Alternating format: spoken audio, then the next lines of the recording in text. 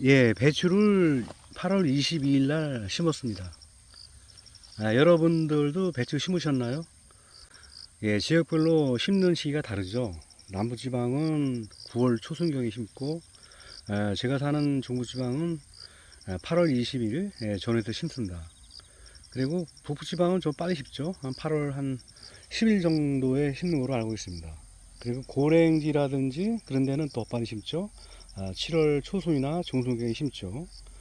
그리고 저 해남 같은 그런 지방은 또 아주 늦게 심습니다. 예, 배추도 심는 시기가 이렇게 다양합니다.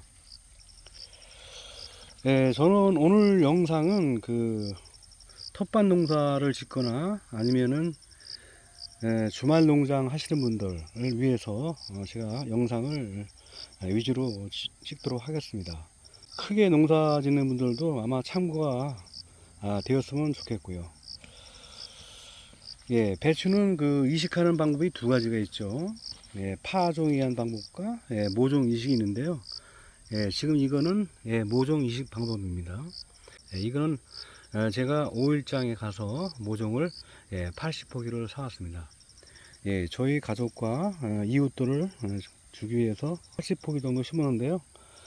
예, 이거는 직접 배추를 집에서 담으려고 심었습니다. 예, 식재 간격을 먼저 보겠습니다.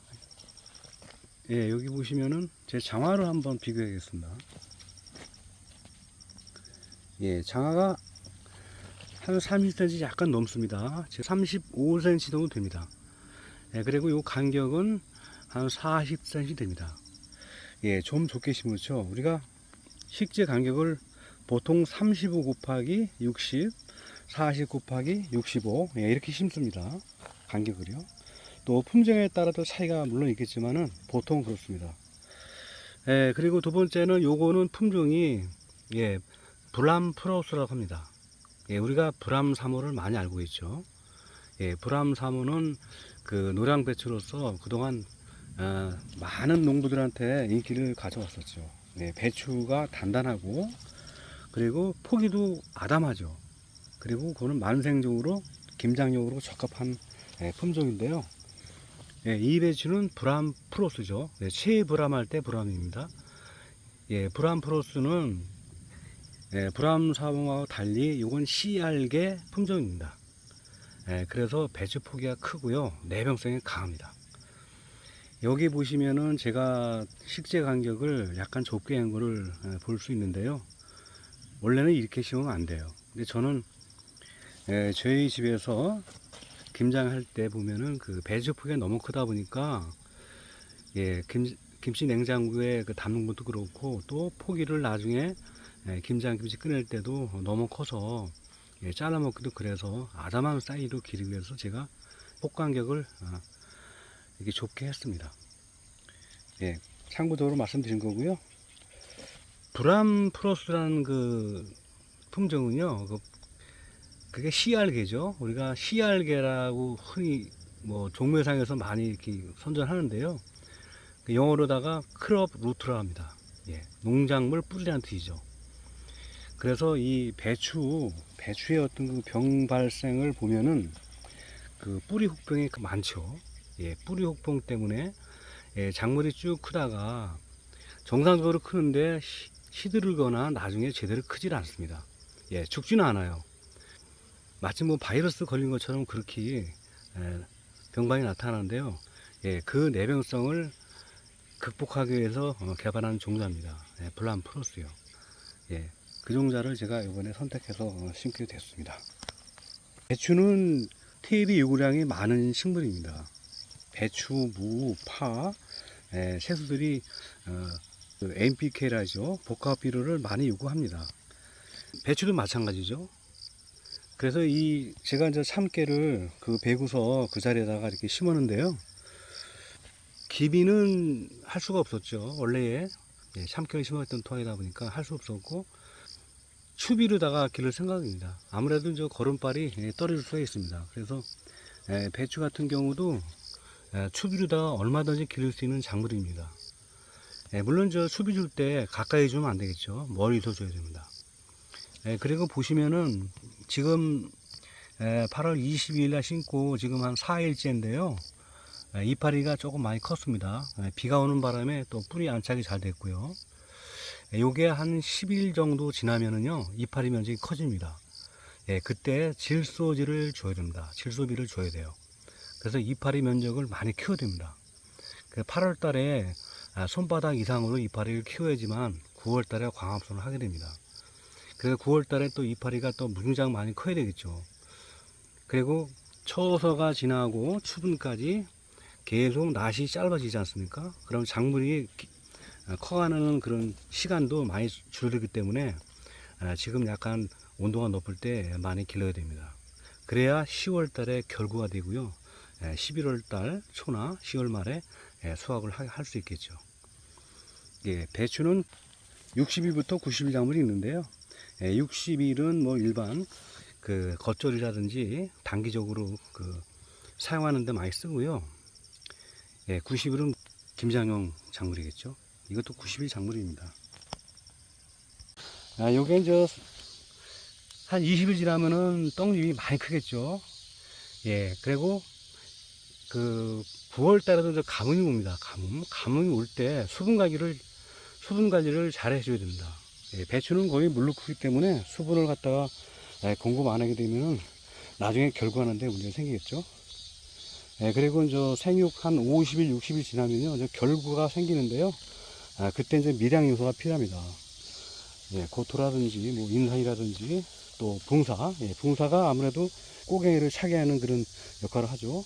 영양제를 줘야 됩니다. 운이 좋다면은 수분이 많고, 토양에 거름기가 많다면은, 그대로 큽니다.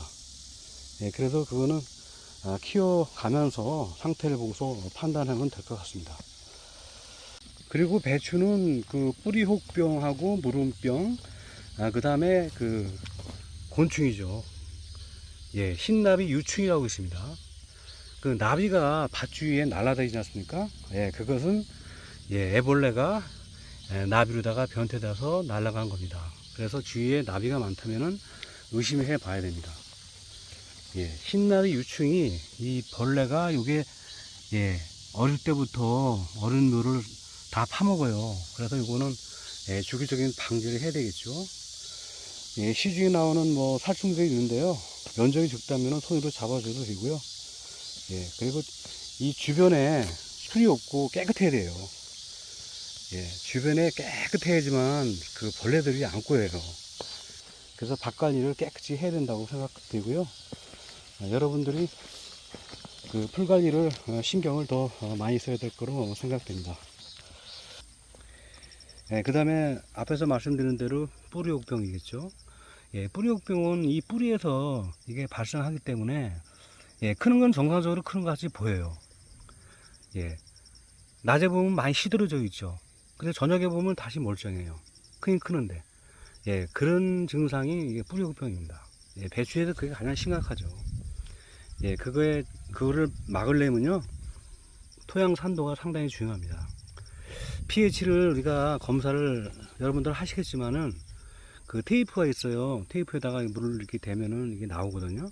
흙물을 해갖고 pH를 검사하게 되면은 일반 토양이 대개 6.0에서 6.5 나오는데 이 밭은 6.8이에요. 약간 높죠.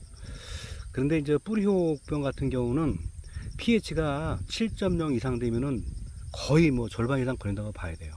pH가 높을수록 뿌리혹병이 심각하고요. pH가 낮을수록 또 병이 높답니다. 그렇다고 해서 5.0 정도 되면은 또 작물이 크지 않기 때문에 한 6.5 정도 맞춰서 해야 되겠죠. 토양은 뭐 pH를 인위적으로 할 수가 없습니다. 예정지 관리할 때 석회라든지 고토라든지 아니면 객토를 통해서 pH를 맞추는 방법이 없는데, 이미 결정된 밭이라면은 그래도 pH의 산도를 알고서 작물을 키워가는 것도 좋다고 생각됩니다. 자, 오늘 제가 두서없이 배추를 심고 나서 이런저런 얘기를 많이 했는데요. 앞으로 배추가 성장하는 그 모습을 또 지켜보면서 저도 또 잘 관찰을 해야 되겠지만은 또 유익한 정보가 있다면은 여러분들께 영상을 편집해서 보여줄까 합니다. 자, 오늘 여기서 마치고요. 이제 더위도 이제 꺾인 것 같고요. 예, 늦장마도 있었고 또 앞으로 태풍도 또 올 수도 있습니다. 예, 여러 가지 자연재해를 앞으로 많이 봤을 될 텐데 농사 짓는 분들 농장 관리 잘 하시고요. 예, 늘 여러분들 건강하시고 행복하길 바랍니다. 예, 그게 정답 같습니다. 자, 여기서 마칩니다. 감사합니다. 내산 내드렸습니다.